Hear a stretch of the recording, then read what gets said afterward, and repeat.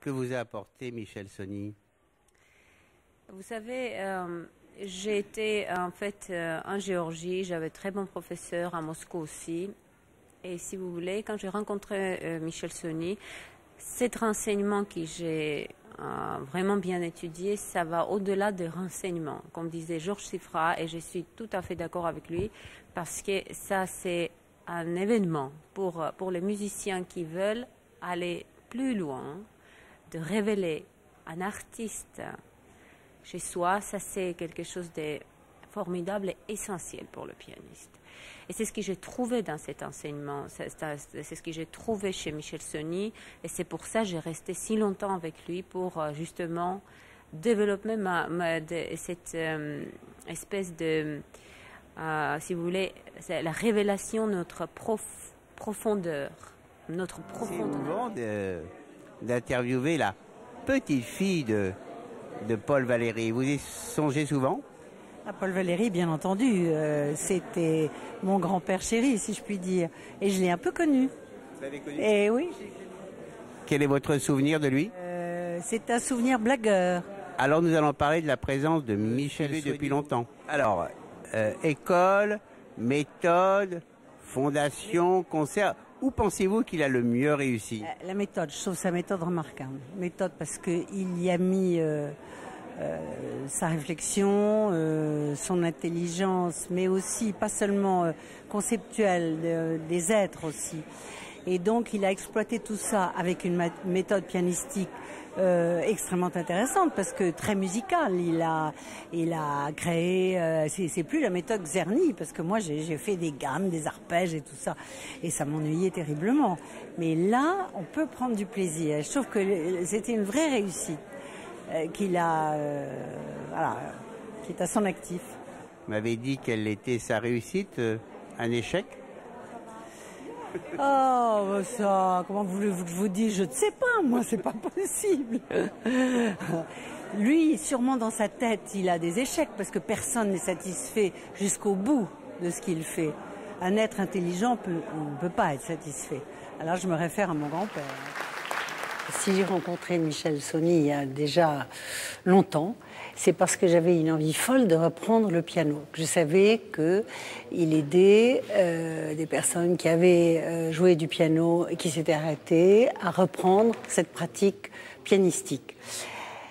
Et la méthode de Michel Sony, elle est tout à fait résumée dans les intitulés de ses cahiers d'études qui s'appellent Prolégomène à une eidétique musicale.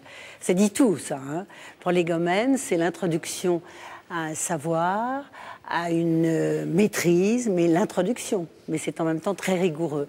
Eidétique, c'est la forme, l'image, et moi j'aime bien qu'on associe l'image à la musique, parce que je trouve que c'est tout à fait compatible. Les arts se fondent entre eux. Il n'y a pas de scission entre les arts. Un compositeur, c'est un créateur bien évidemment qui nous fait rêver et qui perpétue, je crois, la tradition, même s'il s'agit de musique d'aujourd'hui, la tradition des grands maîtres. Je ne vous prends pas vraiment au dépourvu, mais Michel Sony vous fait rêver en quelque sorte? Oui. J'entends le musicien. J'entends aussi le musicien.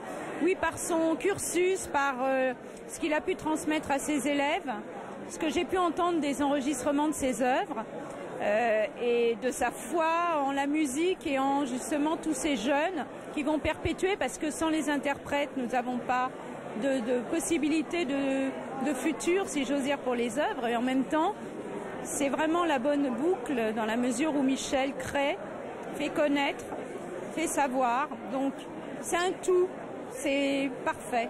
Voilà. Et moi je ne suis que l'instrument pour mettre à la connaissance du public peut-être encore plus ce qu'il peut faire. Qu'est-ce qui vous a le plus attiré dans la musique ou dans la méthode Sony?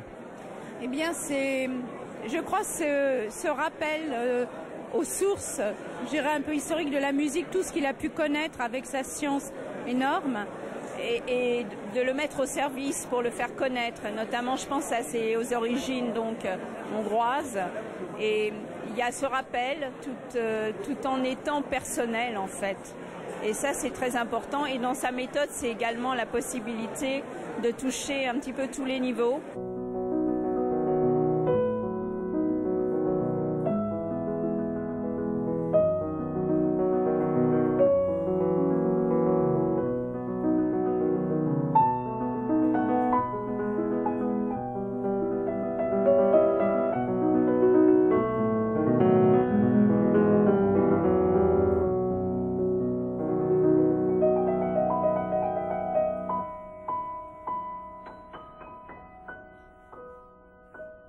Comment résumeriez-vous les différents talents de Michel Sonny? Quel serait le mot qui vous viendrait à l'esprit?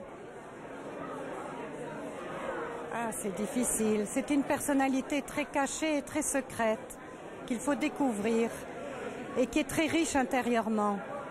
Il s'exprime dans la musique surtout. Il s'exprime beaucoup dans la musique, dans ce qu'il crée.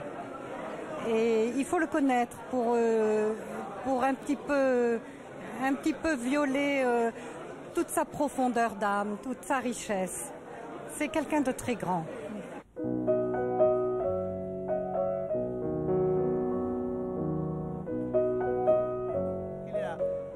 La plus grande réussite de Michel Sonny? C'est une question difficile parce que Michel a réussi presque tout ce qu'il a entrepris.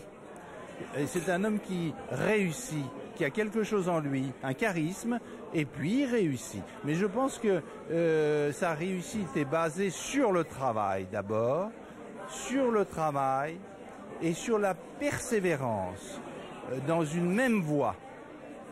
Et en dehors de cela, je pense que les différents aspects, les différentes facettes de sa réussite sont toutes éclatantes.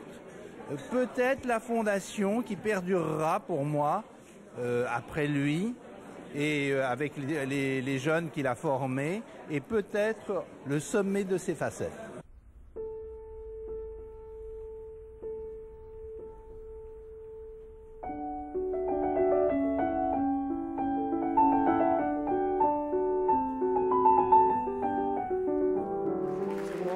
Comment s'est passée notre première rencontre?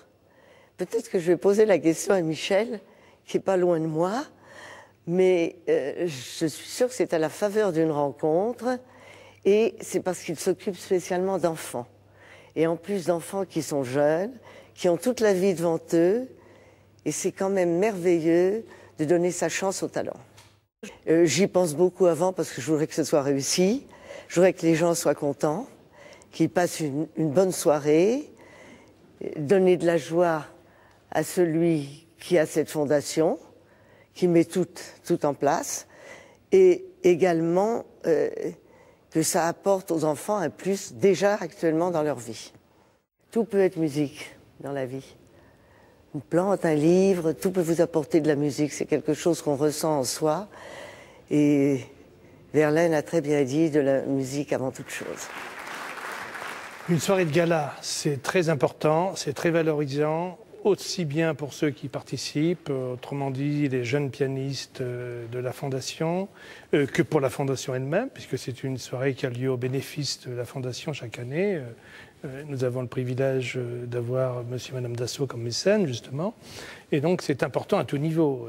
Et pour la préparation, pour ces jeunes à qui ça donne une occasion de se dépasser, de repousser leurs propres limites chaque fois, ce sont des magnifiques occasions. Moi, je pense que pour la formation de l'artiste, si vous voulez, il y a deux choses qui sont essentielles. C'est la formation de l'intériorité et la formation, bien sûr, technique.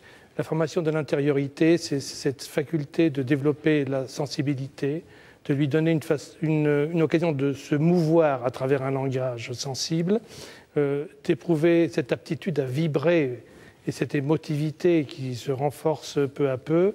On peut justement la stimuler, l'éduquer, la perfectionner, ce que j'ai essayé de faire dans mon enseignement. Et en même temps, bien entendu, développer les moyens techniques. On pourrait, c'est très important, parce qu'on pourrait reprendre la formule justement de Paul Valéry qui disait à propos de l'esprit de la main, l'une n'est rien sans l'autre. On pourrait dire que justement la technique sans l'intériorité n'est rien non plus, et inversement.